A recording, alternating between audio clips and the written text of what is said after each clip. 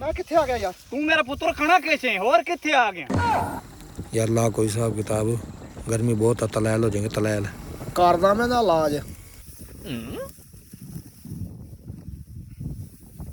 ताया की होया आज गर्मी कितनी है?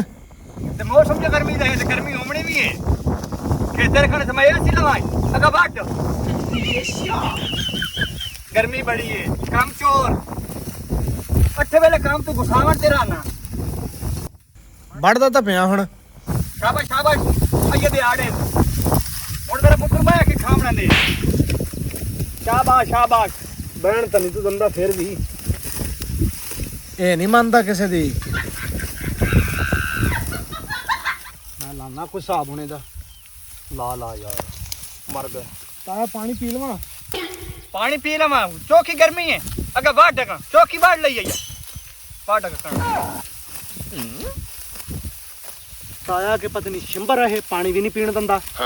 के आखे मैं तेरी सुनदा उच्चा और मैं तो कुछ नहीं किया, थोड़े कान एवें ही वजदे रहंदे ने। अला बाट बाट आ तेरे नाल दा नहीं बैठा तैन चोर का तेरे होठ लगा बैठा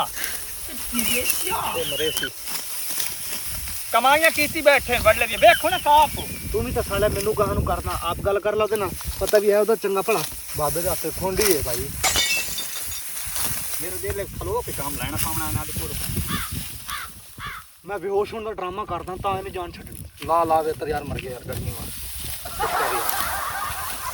ताया ताया इसका क्या हो गया? तेनू के बन गया बेहोश हो गया देखिए। मैं किथे आ गया यार? तू मेरा पुत्र खाना कैसे और किथे आ गया ताया गल मैनू सच्ची सच्ची दस। पूछो तू मरना किदन?